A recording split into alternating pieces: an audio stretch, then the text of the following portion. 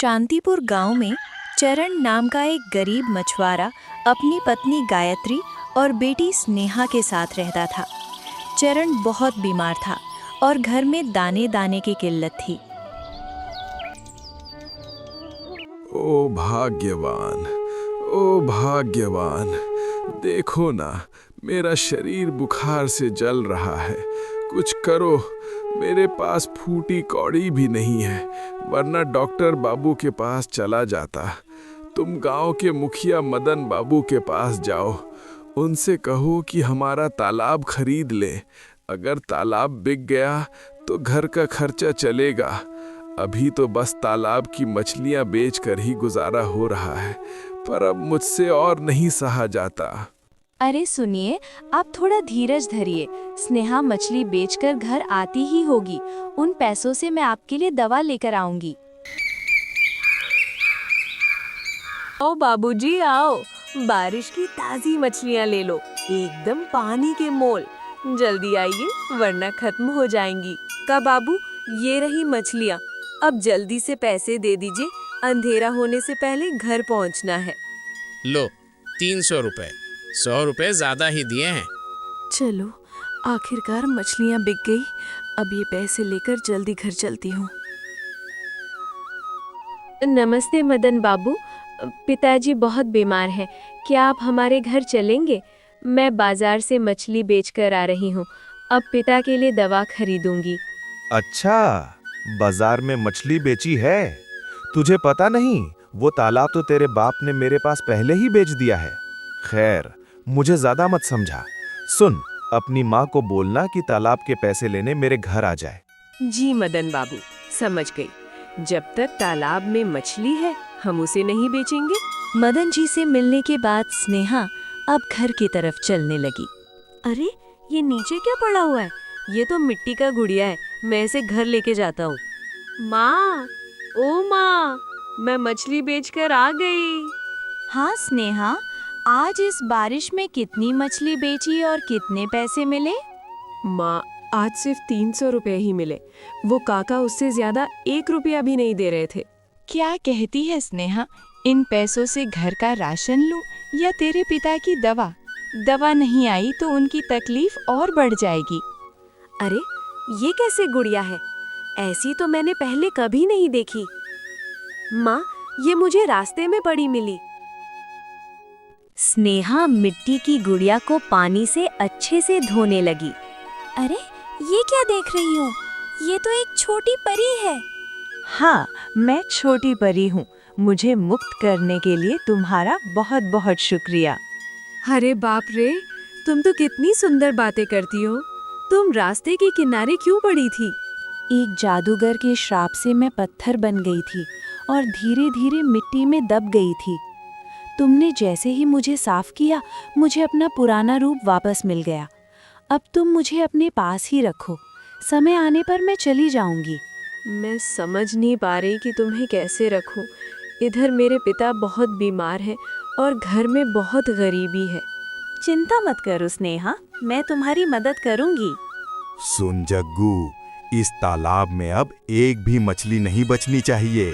रात को हम चोरी करेंगे, समझा? क्या कहते हैं मुखिया जी?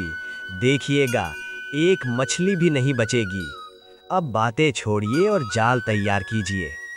भाग्यवान, बुखार से मेरी जान निकल रही है, क्या मेरे लिए दवा लाई? अजी, थोड़ा धीरज रखिए। आज सारे पैसे खर्च हो गए, कल दवा ला दूंगी। मैंने आपसे कहा था ना कि मुखिया को तालाब बेच दीजिए। अगर तालाब बेच दिया तो हम भूखे मर जाएंगे भाग्यवान।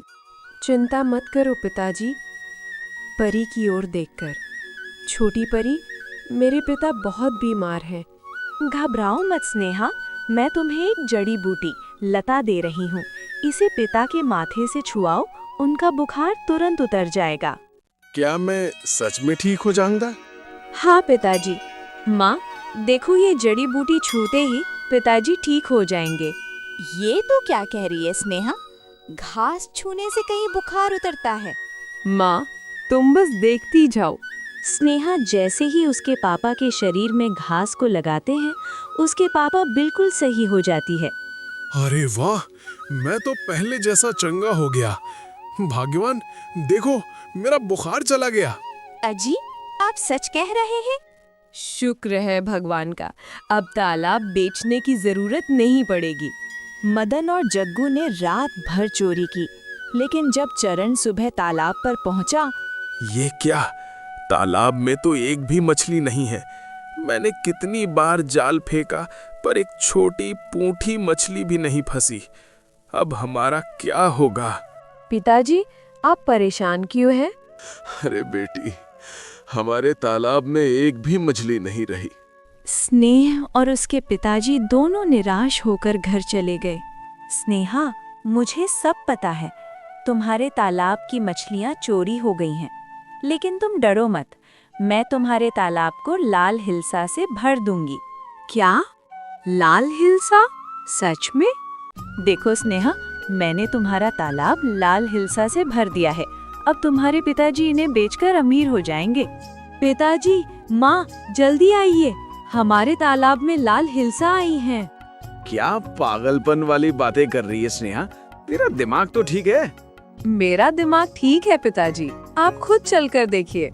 अरे बेटी, हमारे तालाब में इतने सारे मछली कहाँ से आई? हमारी तालाब में तो एक भी मछली नहीं थी। अरे पापा, ये सब परी का कमाल है। परी ने हमारे तालाब में ढेर सारी मछली जाकर भर दिया है। जग्गू, बाजार में सुना कि चरणलाल हिल्सा बेच रहा है। हमने तो सारी मछलियां चुरा ली थीं, फिर उसके पास ये कहाँ से आईं? मुखिया जी, चलिए आज रात फिर चलते हैं। अगर लाल हिल्सा मिल गई तो हम माला माल हो जाएंगे। रात को जब मदन और जग्गू चोरी करने पहुंचे तो छोटी परी ने उन्हें देख लिया। अच्छा, तो तुम लोग मछलियाँ चुराने आए हो? अब देखो मेरा जादू। अरे बाप रे, ओ माँ, मर गए, कोई बचाओ, बचाओ। जब दूसरों का बुरा करते हो तब याद नहीं रहता, अब भुगतो। छोटी परी की मदद से स्नेहा का परिवार सुखी हो गया और लालची मुखिया को उसके कर्मों का फल मिल गया। लाल हिल्सा मछलियों की वजह से चरण की गरीबी दूर होने लगी थी। पूरे शांतिपुर गांव में चरण की चर्चा होने लगी। लेकिन मदन मुखिया की ईर्ष्या, जलन आग की तरह धधक रही थी। आओ काका, आओ बाबूजी, आज हमारे तालाब की ताजी लाल हिल्सा ले लो। ऐसी मछली पूरे बंगाल में कहीं नहीं मिलेगी। अरे स्नेहा बेटी, ये मछली तो सोने की तरह चमक रही है। इसकी खुशबू तो पूरे बाजार में फैल गई है। ये लो 1000 रुपए, मुझे 2 मछलियां दे दो। ये लीजिए काका बाबू। पिताजी, देखिए आज कितनी अच्छी कमाई हुई है। हाँ बेटी, ये सब उस छोटी परी और भगवान का आशीर्वाद है। अब हमें अपना तालाब बेचने की जरूरत नहीं पड़ेगी। गायत्री, आज घर में बढ़िया पकवान बनाना। जग्गू, मुझसे ये बर्दाश्त नहीं हो रहा। वो कल का भिखारी चरण आज बड़े बड़े नोटों में खेल रहा है। और ये लाल हिल्सा, ये कोई साधारण मछली नहीं है। मुखिया जी, मैंने सुना है कि उनकी बेटी स्नेहा के पास कोई जादुई गुड़िया है, वही ये सब करा रही है। जादुई गुड़िया? अगर वो गुड़िया हमारे हाथ लग जाए तो हम इस पूरे जिले के सबसे अमीर आदमी बन जाएंगे। आज रात को हम मछली नहीं, उस गुड़िया को चुराएंगे, समझ गया? हुजूर, पर वो छोटी परी, सुना है उसमें बहुत ताकत है। चुप कर डरपोक, मेरे पास एक तांत्रिक का दिया हुआ काला कपड़ा है। इसे उस पर डाल देंगे तो उसकी सारी शक्ति खत्म हो जाएगी। बस मौका देखकर स्नेहा के कमरे में घुसना होगा। स्नेहा, आज मुझे कुछ ठीक नहीं लग रहा। हवा में किसी बुरी साजिश की गंध आ रही है। तुम चिंता मत करो छोटी परी, तुम मेरे पास सुरक्षित हो। पिताजी और माँ बहुत खुश हैं और ये सब तुम्हारी वजह से है। स्नेहा, बेटी सो गई क्या? जल्दी सो जा, कल सुबह फिर तालाब पर जाना है। स्नेहा, याद रखना, अगर कभी मैं तुम्हारे पास न रहूं तो भी हिम्मत मत हारना। तुम्हारी सच्चाई ही तुम्हारी सबसे बड़ी ताकत है। आधी रात को जब पूरा गांव सो रहा था, मदन और जग्गू दबे पांव स्नेहा के घर की खिड़की से अंदर घुसे। वो रही स्नेहा, और उसके सिरहाने वो चमकती हुई परी रखी है। जल्दी से काला कपड़ा निकाल जग्गू। जैसे ही जग्गू परी पर कपड़ा डालता है, परी की रोशनी मध्यम पड़ जाती है। स्नेहा, बचाओ, स्नेहा। कौन कौन है माँ? पिताजी, माँ, चोर, चोर। पकड़ लिया। अब ये परी हमारी है। चल भाग यहाँ से मुखिया जी। रुको, तुम लोग मेरी बेटी की सहेली को कहाँ ले जा रहे हो? छोड़ दो उसे। हट जा बुड्ढे, अब तेरा राज खत्म। अब ये लाल हिलसा हमारे तालाब में पैदा होगी। मदन मुखिया परी को लेकर अपनी तालाब पर पहुंचा और उसे पानी में डुबोने लगा ताकि उसका तालाब भी जादुई हो जाए। अब बोल छोटी परी, मेरे तालाब को भी लाल हिलसा से भर दे, वरना तुझे हमेशा के लिए इस काले कपड़े में बांधकर जमीन में गाड़ दूंगा। लालच का फल हमेशा कड़वा होता है मदन। तुम जो मांग रहे हो वही तुम्हें मिलेगा। मदन का तालाब अचानक उबलने लगता है। मछलियां बाहर आने लगती हैं, लेकिन वे लाल हिलसा नहीं बल्कि भयानक काले सांप बन जाती हैं। ओ बाप रे, ये क्या हो गया? मुखिया जी, मछलियां तो सांप बन गई हैं, भागो। बचाओ, ये सांप मुझे काट रहे हैं। स्नेहा, चरण, मुझे बचाओ। दौड़ते हुए आती है और काला कपड़ा हटा देती है। छोटी परी, तुम ठीक तो हो? कपड़ा हटते ही परी फिर से चमकने लगती है और सांप गायब हो जाते हैं। स्नेहा, इन्होंने प्रकृति के नियम को तोड़ने की कोशिश की। जो प्यार से नहीं मिलता, वो लालच से कभी नहीं मिल सकता। मदन बाबू, अब तो अपनी जिद छोड़ दीजिए। ईश्वर सबको उतना ही देता है जितनी उसकी जरूरत होती है। मुझे माफ कर दो चरण। मुझे समझ आ गया कि दौलत से ज्यादा इंसानियत बड़ी है। मदन मुखिया ने सुधरने की कसम खाई। छोटी परी अब स्नेहा के घर की सदस्या बन गई थी और शांतुपुर गांव में कभी कोई भूखा नहीं सोया। मदन मुखिया के सुधरने के बाद गांव में शांति थी। चरण और उसका परिवार अब खुशहाल था। लेकिन अचानक प्रकृति ने करवट बदली। कई हफ्तों तक बारिश नहीं हुई। चिलचिलाती धूप ने तालाबों का पानी सुखाना शुरू कर दिया। ओ भाग्यवान, अनर्थ हो गया। हमारे तालाब का पानी हर दिन कम होता जा रहा है। अगर पानी सूख गया तो वो जादुई लाल हिलसा मर जाएंगी। सिर्फ हमारा ही नहीं, पूरे गांव का बुरा हाल है। कुएं सूख गए हैं, खेत फट रहे हैं, गांव के लोग प्यास से तड़प रहे हैं। छोटी परी, क्या तुम कुछ नहीं कर सकती? देखो, गांव के बच्चे पानी के बिना कैसे रो रहे हैं। स्नेहा, ये एक शक्तिशाली दुष्ट जादूगर का प्रकोप है जिसने बादलों को कैद कर लिया है। मेरी जादुई शक्तियाँ केवल जल में काम करती हैं। अगर जल ही नहीं रहेगा तो मैं भी बेअसर हो जाऊंगी। भाइयों, मैंने बहुत पाप किए थे। शायद ये उसी का फल है। चरण, क्या तुम्हारी वो छोटी परी हमें इस अकाल से बचा सकती है? हाँ चरण, अगर बारिश नहीं हुई तो हम सब मारे जाएंगे। अपनी बेटी से कहो कि परी से मदद मांगे। मैं उसे मजबूर नहीं कर सकता भाइयों, वो हमारी मेहमान है। छोटी परी और स्नेह दोनों मिलकर वहां पर आती हैं। नहीं पिताजी, छोटी परी ने कहा है कि वो मदद करेगी, लेकिन इसके लिए उसे एक बहुत कठिन रास्ता चुनना होगा।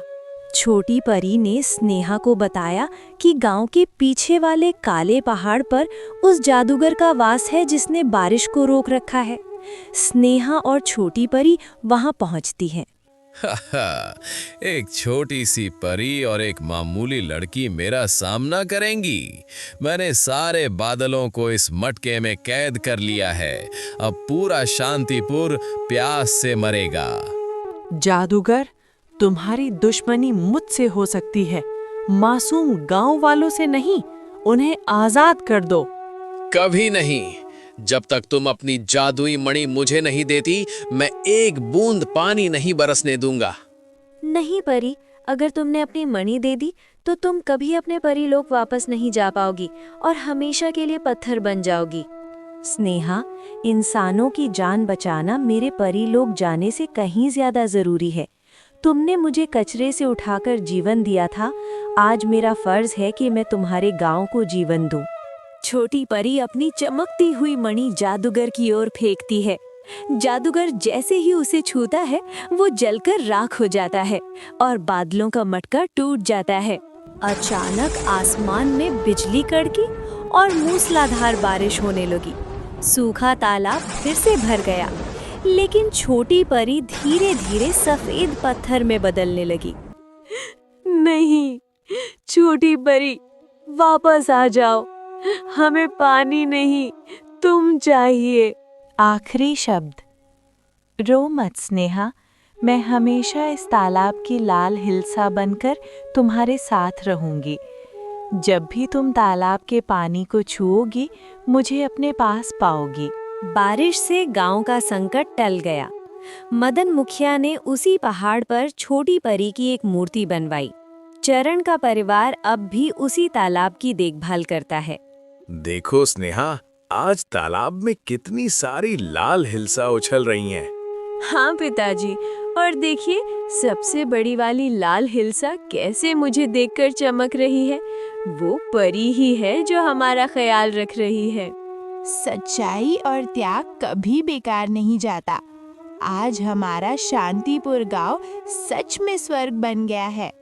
छोटी परी के पत्थर बन जाने और बारिश होने के बाद शांतिपुर गांव में सब कुछ ठीक लग रहा था। लेकिन एक रात गांव के सबसे पुराने और गहरे अंधेरे तालाब के पास कुछ अजीब घटित हुआ। गांव का चौकीदार शंभू अपनी लाठी लेकर पहरा दे रहा था।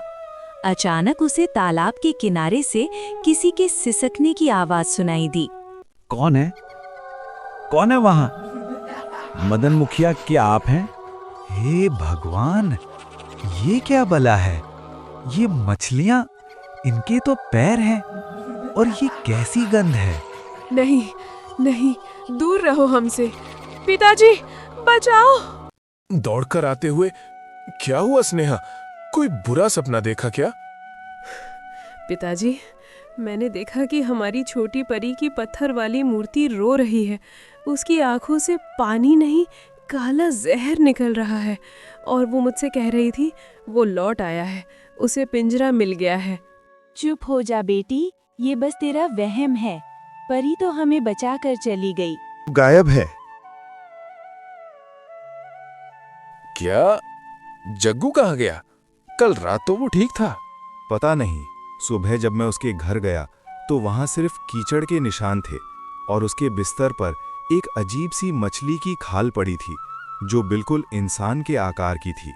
गांव के लोग कह रहे हैं कि अंधेरे तालाब का दानव जाग गया है।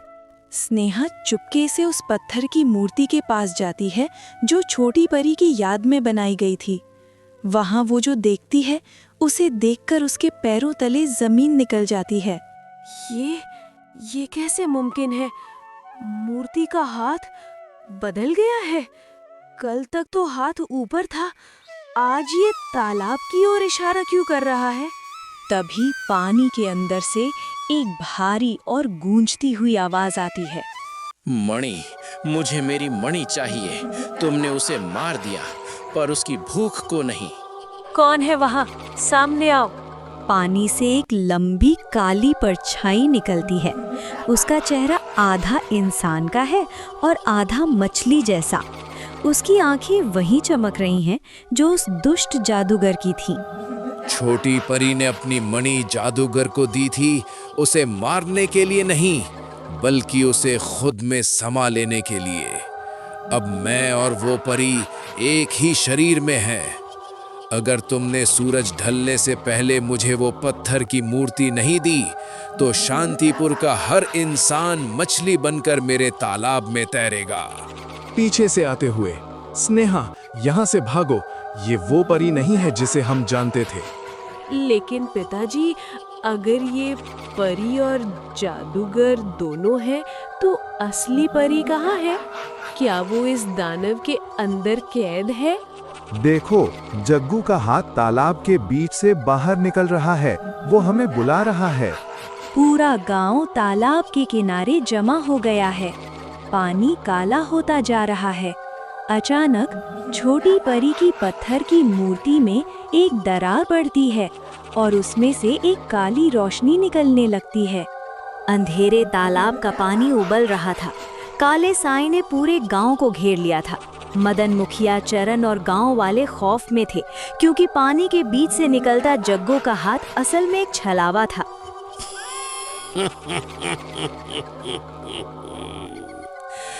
मूर्ख इंसानों, जिसे तुम बलिदान समझ रहे थे वो मेरी चाल थी। उस मणि में मेरी आत्मा कैद थी। परी ने मुझे मारने के लिए अपनी शक्ति दी, पर मेरा काला जादू उसे ही निगल गया। अब इस पत्थर की मूरत में परी नहीं, मेरी कैद है। नहीं, ये झूठ है। मेरी परी हार नहीं सकती। पिताजी, हमें कुछ करना होगा। स्नेहा, वो देख, परी की मूर्ति से जो काली रोशनी निकल रही है वो असल में जादूगर की शक्ति है जो परी को पत्थर के अंदर दबा रही है। अगर ये मूर्ति पूरी तरह टूट गई तो जादूगर हमेशा के लिए आजाद हो जाएगा। सब भागो, यहाँ से भागो, ये तालाब सबको निगल जाएगा। नहीं मुखिया जी, भागने से कुछ नहीं होगा। छोटी परी ने कहा था कि मेरी सच्चाई ही मेरी ताकत है। माँ, क्या तुम्हें याद है परी को पहली बार किसने छुआ था? तुमने स्नेहा, तुमने उसे अपनी ममता और साफ दिल से साफ किया था। वही रास्ता है। जादू को जादू नहीं, निस्वार्थ प्रेम काट सकता है। स्नेहा उस काली रोशनी और खौफनाक परछाई की परवाह किए बिना पत्थर की मूर्ति की ओर दौड़ी। जादूगर ने उसे रोकने के लिए पानी की ऊंची लहरें उठाईं। रुक जा छोटी लड़की, अगर तूने उसे छुआ तो तू भी पत्थर की बन जाएगी। अगर परी मेरे परिवार के लिए पत्थर बन सकती है तो मैं उसे बचाने के लिए कुछ भी कर सकती हूँ। स्नेहा ने जैसे ही मूर्ति को गले लगाया, उसके आंसू मूर्ति की दरारों में गिरने लगे। अचानक मूर्ति से काला धुआं निकलकर चीखने लगा। स्नेहा, डरो मत, अपनी आंखें बंद करो और उस लाल हिल्सा के बारे में सोचो जो हमने साथ देखी थी। स्नेहा ने जैसे ही प्रार्थना की, तालाब से हजारों लाल हिल्सा मछलियां हवा में उछलीं और उनकी चमक से पूरा काला अंधेरा छटने लगा। जादूगर की शक्ति उस रोशनी को बर्दाश्त नहीं कर पाई। नहीं, ये रोशनी, ये मुझे जला रही है। एक जोरदार धमाका हुआ। काला साया धुएं में बदल गया और तालाब का पानी फिर से कांच की तरह साफ हो गया। जग्गू किनारे पर बेहोश मिला। वो वापस इंसान बन चुका था। सूरज की पहली किरण के साथ पत्थर की मूर्ति धीरे धीरे गायब हो गई और वहाँ छोटी परी अपने असली रूप में खड़ी थी। वो अब पहले से कहीं ज्यादा चमकदार लग रही थी। स्नेहा, तुमने कर दिखाया। तुम्हारी निस्वार्थ हिम्मत ने जादूगर के आखिरी अंश को भी खत्म कर दिया। अब मैं सच में आजाद हूँ। परी बेटी, क्या अब तुम हमेशा हमारे साथ रहोगी? मेरा समय अब पूरा हुआ चरण काका। मुझे अब अपने लोक वापस जाना होगा। लेकिन याद रखना, जब तक इस गांव का हर इंसान एक दूसरे की मदद करेगा, तब तक तुम्हारे तालाब में लाल हिल्सा कभी खत्म नहीं होंगी। मैं तुम्हें कभी नहीं भूलूंगी। छोटी परी धीरे धीरे हवा में विलीन हो गई। शांतिपुर अब सिर्फ एक गांव नहीं था, बल्कि एक ऐसी जगह थी जहां जादू और इंसानियत एक साथ रहते थे। मदन मुखिया अब गांव का सबसे नेक इंसान बन गया और चरण का परिवार हमेशा के लिए खुशहाल हो गया।